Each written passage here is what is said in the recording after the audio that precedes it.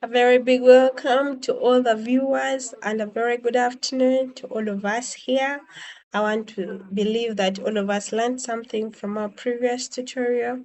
Those with questions, those with comments, do not forget to post them in the comment section because I will put an immediate response to all of them. Do not forget to subscribe and like the YouTube channel.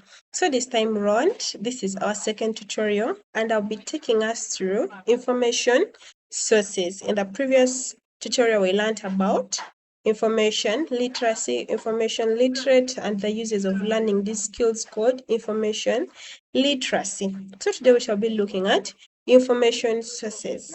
What's the definition of information sources? Information sources, these are materials, records, or documents that provide data on a particular subject. That's the definition of information sources. And information sources is categorized into two categories. That is to say, primary source and secondary sources. So, primary sources, these are direct pieces of evidence created at the time of the event. For example, you're attending a wedding ceremony.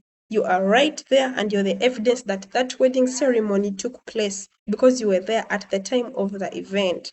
You get the point. How about secondary sources? This is one that is analyzed, interpreted, and summarized from the primary source. So the secondary sources are just gotten from the primary sources. They analyze, they interpret, and summarize a primary source for it to become a secondary source. Yeah. So if you give us your information from the wedding ceremony, that will be our primary source, then we shall interpret and analyze and summarize it to make up a secondary source. What are the characteristics of primary sources? One is originality. When we say originality, this comes from original. That means the information is original. No photocopy, no editing, no nothing. Just the way it happened, just the way it is. Raw data, you get information raw, without any editing, without any salt, nothing. It is unmediated evidence. Unmediated means through a medium of exchange, through not money, through another media, like a flash disk, like a USB. No, it's unmediated. You yourself who attended the event, you give us the information. It is unmediated, direct from the source. Time related, it is gotten at the time of the event, there and then. Then how about characteristics of secondary sources? So we shall realize that the characteristics of secondary sources are just an opposite of the ones of the primary sources. So originality, that means secondary sources are not original. They are interpreted first, they are evaluated. Raw data, it's not raw data. It is data that has been evaluated, interpreted, and they've added salt. And for it, it is mediated. It has a medium. It can be in terms of a book. So yeah, let's look at the characteristics of these secondary sources. Interpretative, they are interpreted, they interpret the primary source, but for the primary source, it's not interpreted, you give it like that. Evaluative, they evaluate the primary source for it to become secondary source. Summarized and contextual, it is in terms of text. It has context in it. Then what are the examples of information sources according to the types? You get the point? So we're going to look at this. So under primary sources, what are the examples of what? Of information sources. So examples of information sources according to the type primary source, or what are the examples of primary sources of information?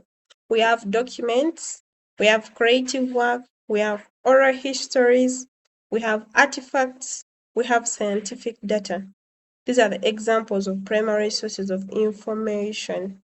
How about secondary source? We have books, we have journal articles, we have documentaries, we have essays, we have reviews. So when you look at the characteristics of any of these types of information sources and relate to the examples, you will get to understand what we are talking about. We just mentioned that secondary sources, they are contextual, they are summarized. They are what? They are contextual, summarized, they are evaluative, interpretative. So when you look at books, books as an example of a secondary source, books are summarized. Books are contextual, they have context. Journal articles, the same applies to all of them. So what are the purposes of primary sources of information? You get raw evidence. It is a foundation for research. You get insight into context and direct connection to information. How about the purpose of secondary sources? Contextualization. You have content. You can get content from secondary sources, but not from primary sources. And then also secondary sources, interpretation and analysis. They are already interpreted and analyzed.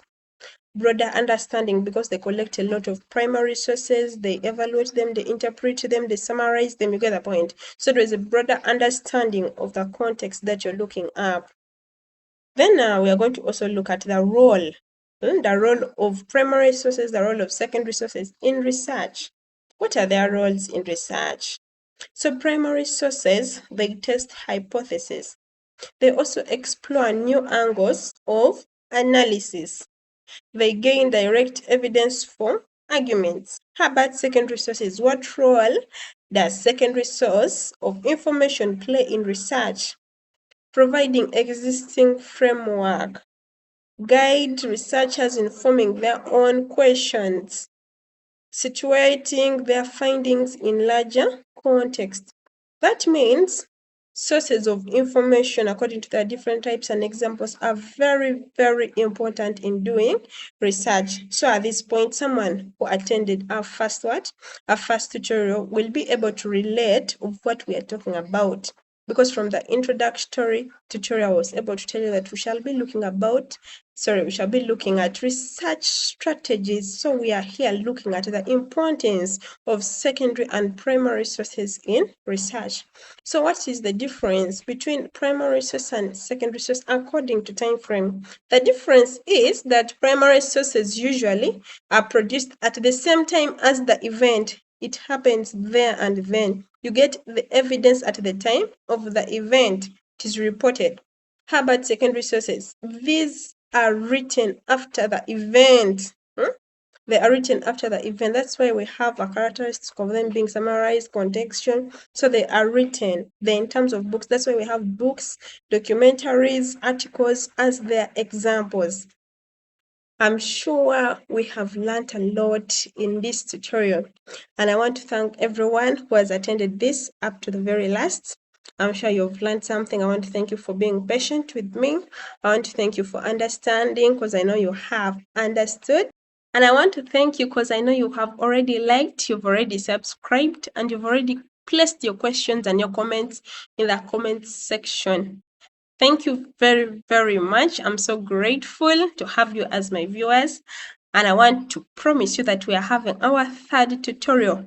Make sure you do not forget to come and subscribe and like and comment. Make sure you come and watch our next tutorial because it's going to be very interesting, very educative. That's a promise I make to you. See you in our next tutorial. Bye-bye.